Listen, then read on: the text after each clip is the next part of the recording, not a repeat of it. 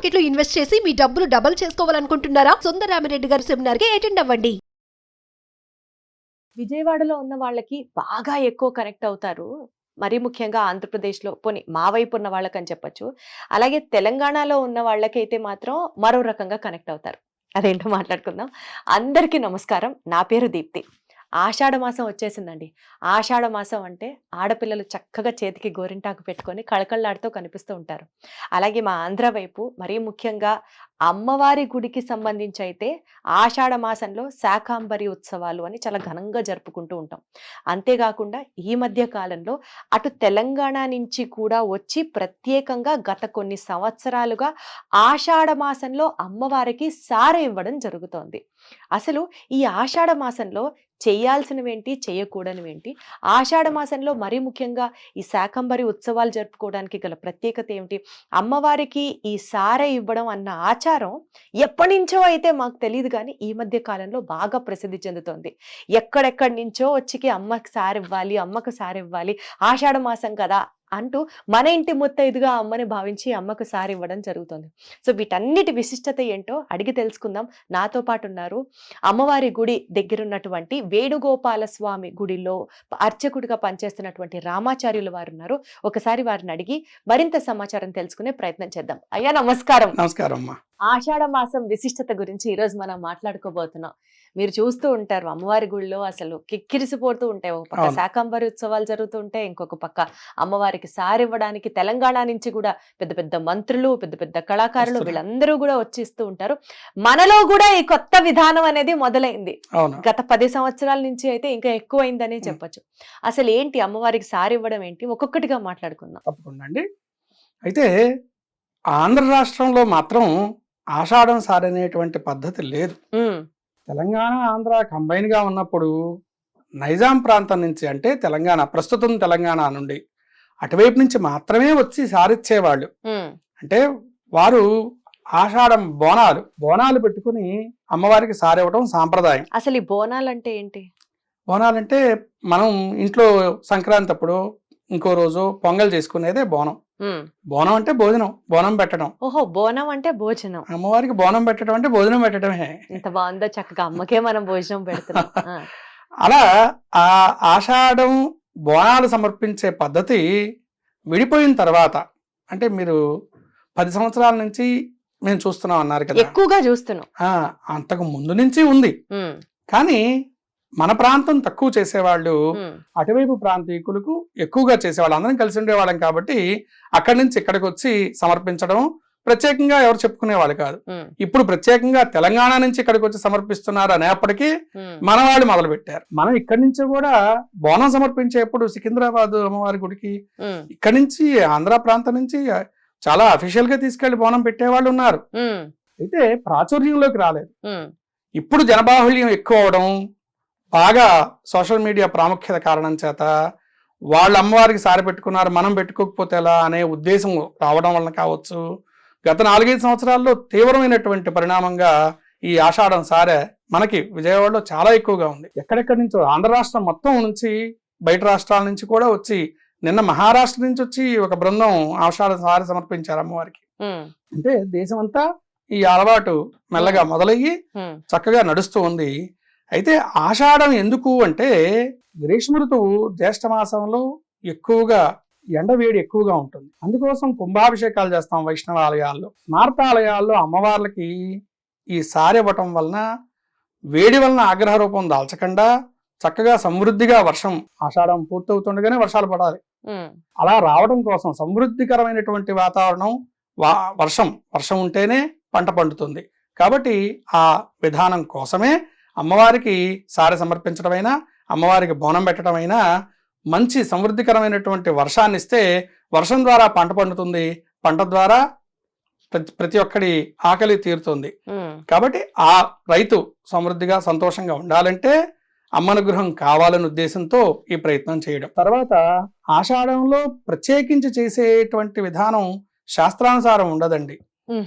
ఆషాఢం ఎందుకు అంటే, పూర్వం వైద్య పరికరాలు, వైద్యపు సదుపాయాలు ఎక్కువగా లేని రోజుల్లో వివాహమైన కొత్తలో ఆషాఢ మాసం కోడల్ని ఇంట్లో ఉంచరు. అవును అవును. ఎందుకు అంటే ఆషాఢంలో భార్యాభర్తల్ని ఒక చోట ఉంచి, కొత్తగా పెళ్ళైన వాళ్ళని ఒక చోట ఉంచితే సంతానం కలిగేప్పటికి వైశాఖం అవుతుంది. వైశాఖ మాసం వచ్చేప్పటికి సంతానం కలిగితే తీవ్రమైన ఎండవేడికి పుట్టిన బిడ్డ ఆరోగ్యం సరైన స్థితిలో ఉండదేమో. అలా లేకపోయినప్పుడు వాళ్ళకి వైద్య సదుపాయాలు సరిగా లేకపోయిన కారణం చేత భార్యని భర్తని దూరం పెట్టేవాళ్ళు. అందుకని పెళ్ళైన తర్వాత ఆషాఢం అమ్మాయిని ఇంటికి తెచ్చుకొని శ్రావణంలో నోము చేసి పంపించేవాళ్ళు. ఇప్పటికైనా అదే పద్ధతి అనుకోండి. వరలక్ష్మి వ్రతం చేసిన తర్వాత అమ్మాయిని ఇంటికి పంపిస్తారు పుట్టింట్లో. ఆ పద్ధతి కొనసాగించేది శ్రావణ మాసానికి ఆషాఢం దూరం పెట్టే కారణం ఇదే. ఇప్పుడు ఆషాఢ మాసంలో ఉత్సవాలు ఎక్కువగా చేస్తున్నారు. ఎందుకంటే సూర్యుడు మీరన్న ప్రశ్నలో ఇంకొక ప్రశ్న, ఆషాఢంలో చేయదగినవి ఏమిటి, చేయకూడనివి ఏమిటి? సూర్యుడికి సంబంధించిన మాసం కార్తీక మాసం, కృత్తిక మాసం అంటాం. అప్పుడు ఉత్సవం చక్కగా చేసుకుంటాం. కానీ ఆషాఢం, పూర్వాషాఢతో ఆషాఢం మూడు ఆషాఢాలు ఉంటాయి శాస్త్రంలో. అలా ఉన్నటువంటి నక్షత్రంలో ఉన్న సూర్యుడు తమిళనాడు ప్రాంతంలో ఆషాఢ మాసాన్ని ఆణిమాసం అంటారు. ఆణిమాసంలోనే ఎక్కువ ఉత్సవం చేస్తారు వాళ్ళు మనకంటే గొప్పగా. ఆ పద్ధతిని కొంచెం మనం ఇమిడింప చేసుకుని నిదానంగా ఆషాఢం కూడా పూజలు కార్యక్రమాలు చేయడం మొదలుపెట్టాం.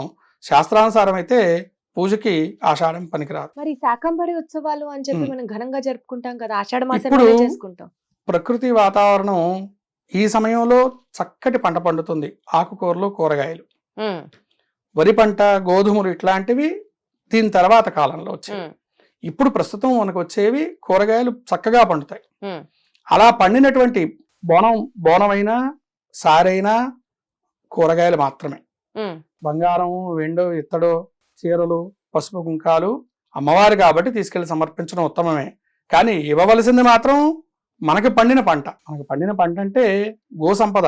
ఆవులు ఉన్నటువంటి వారు పాలు, పెరుగు అలాంటివి, పొలంలో ఉన్నటువంటి వాళ్ళు పండిన కూరగాయలు. ఆ కూరగాయలు తీసుకొచ్చి ముందే చెప్పుకున్నాము, ఉష్ణతాపం ఎక్కువగా ఉంటే అమ్మవారు ఆగ్రహించకుండా చల్లపరిచే నిమిత్తమే ఈ ప్రయత్నాలన్నీ. మరి సార్ ఎందుకు ఇస్తాం అమ్మకి? మన ఇంటి ఆడపడుచుగా భావించి ఇస్తున్నాం.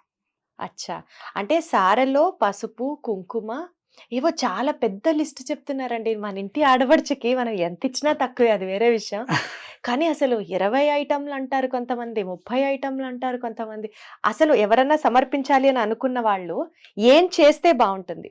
ఎవరన్నా ఏమన్నా ఇవ్వాలి అనుకుంటే అమ్మకి అసలు ఏమేమి సమర్పించుకుంటే అది కరెక్ట్? శాస్త్రం ప్రకారం ఏం చేస్తే కరెక్ట్? అమ్మవారికి ఏమి ఇవ్వగలుగుతామండి? కరెక్టే అన్నమాట. అమ్మవారికి ఇవ్వదలిచింది ఇంటి ఆడపిల్లకి ఏమి ఇచ్చి పంపిస్తాం ఇంట్లోంచి? ఎంత ఇచ్చినా తక్కువే అమ్మకి. అమ్మకి మనం ఇవ్వగలిగిన వాళ్ళమా చెప్పండి? కొండంత దేవతకి కొండంత నైవేద్యం పెట్టలేం కాబట్టి మనకి తగినది. ప్రత్యేకంగా ఒక నియమం లాంటిది ఏం లేదంటారు? లేదండి, పసుపు కుంకుమ సమర్పించినా చాలు. ఓకే, పసుపు కుంకుమ ఆడపిల్లకి ఏమి ఇస్తాము? పసుపు కుంకుమ, గాజులు, పూలు, పళ్ళు, అంతే. దానికి రకరకాల, ఇప్పుడు పెళ్లి చేసి అమ్మాయిని పంపించేప్పుడు కూడా 70 రకాల 80 రకాల ఫ్రూట్స్, స్వీట్స్ ఇచ్చి పంపిస్తున్నారు. ఆ పద్ధతి ఇప్పుడు కొంచెం మనం అమ్మవారికి చూపిస్తున్నాం అంతే. సో అయితే ఆషాఢ మాసంలో మరీ ముఖ్యంగా మనం ఫాలో అవ్వాల్సినటువంటి పూజలు, అట్లా నియమాలు శాస్త్రోక్తంగా ఏం లేవైతే? లేవండి. మనం చేయాల్సినటువంటి దైవ కార్యాలు కావచ్చు, వెళ్లాల్సినటువంటి గుళ్ళు కావచ్చు, అట్లా ఆషాఢ మాసానికి ఏమీ లేదు, ప్రత్యేకించలేదండి. అమ్మవారు ఆరాధన చేసుకోవటం ఉత్తమం అంతే. ఎప్పుడైనా ప్రతిరోజు చేసుకోవచ్చును. ఆషాఢం కోసం ప్రత్యేకించి చెప్పబడినటువంటిది అయితే. సో ఇప్పుడు సార్ ఇవ్వాలి అని అనుకుంటే అమ్మకి దానికి ఏదైనా ఒక ప్రత్యేకమైన తిథి అట్లాంటివి ఏమైనా చూసుకోవాల్సి ఉంటుందా? ఏకాదశి, పౌర్ణమి ఉత్తమం. లేదు, ప్రతిరోజు ఇవ్వచ్చును. నెలలో ఎప్పుడైనా ఇచ్చుకోవచ్చు. అష్టమనములు కాకుండా ఇస్తే శ్రేష్టం. ప్రత్యేకంగా ఆషాఢ మాసంలో మీరు అన్నట్టు ఏకాదశి, పౌర్ణమి, అమావాస్యలకి ఏదో ఇంకా చాలా ఇంపార్టెన్స్ ఉందని విన్నాం కాదా? ఆషాఢ పౌర్ణమి అంటే గురు పౌర్ణమి. ఆ రోజు ఎటు విశిష్టతే. ఏకాదశి కూడా ఉత్తమమైనటువంటిది. వైష్ణవాలయం, విష్ణు సంబంధిత వ్యవహారం వచ్చినప్పుడు చాతుర్మాస దీక్ష ప్రారంభమవుతుంది. అందుకని ఏకాదశి కూడా ప్రాముఖ్యత ఉంటుంది. తర్వాత కృష్ణ ఏకాదశి కంటే అమావాస్య ముందు వచ్చేటువంటి ఏకాదశి కాబట్టి ఈ లోపు ఆషాఢం పూర్తవుతూ ఉన్న దాని నిమిత్తంగా చేసుకోవటమే కానీ కృష్ణ ఏకాదశికి పెద్ద ప్రాధాన్యత లేదు. శుద్ధ ఏకాదశి, తొలి ఏకాదశి, పౌర్ణమి, గురు పౌర్ణమి. సహజంగా అండి అమ్మవారిని ఆరాధించే వాళ్ళకి అమావాస్య రోజు దీపం పెడితే చాలా మంచిది అని వింటూ ఉంటాం. ఇది ఎంతవరకు నిజమో మీరు చెప్పాలి. ఆషాఢ మాసంలో వచ్చే అమావాస్య రోజు అమ్మవారి దగ్గర గుడిలో దీపం పెట్టుకుంటే చాలా శ్రేష్టం అని విన్నాం. ఇది కరెక్టేనా? ఈ మధ్య ప్రాచుర్యంలోకి వచ్చినటువంటివండి ఇవన్నీ. గుప్త నవరాత్రులు బాగా చేస్తున్నారు, వారాహి నవరాత్రులు. గుప్తం అంటే ఇంగ్లీష్ అర్థం సీక్రెట్, సీక్రెట్ గా చేసుకోవాల్సినవి. కాబట్టి ఇప్పుడు ఆషాఢం కోసం అయితే ప్రత్యేకించి చేయవలసిన నియమాలు, ప్రత్యేకించి చేయవలసిన దానాలు, ప్రత్యేకించి చేయవలసిన పూజలు అయితే ఏం లేవండి. కానీ రెగ్యులర్ గా చేసుకునేటువంటి విధానంలో అమ్మవారి పూజ చేయటం రోజూ చేయాలి. రోజూ చేసుకునేటువంటి పద్ధతే కొనసాగించడమే మంచిది. ప్రతిరోజు అమ్మవారు ఆరాధించడం, ప్రతిరోజు గోవు పోషణ చేయడం, ప్రతిరోజు చేసేటువంటి కార్యక్రమాల్లో దేవతా దర్శనం అవ్వచ్చు, తల్లిదండ్రుల సేవ అవ్వచ్చు, గురు శుశ్రూష అవ్వచ్చు. ఏం చేసినా ప్రతిరోజు మంచిదే. ఆషాఢం చేయవలసిన నియమాలు అయితే ఏం లేవు. కానీ రోజు చేసేటువంటి నియమం కనీసంగా పాటిస్తే యువతకైనా మనకైనా ఎవరికైనా మంచి ఫలితం దక్కుతుంది. ధన్యవాదాలండి. Thank you so much. మంచిదండి. శుభం.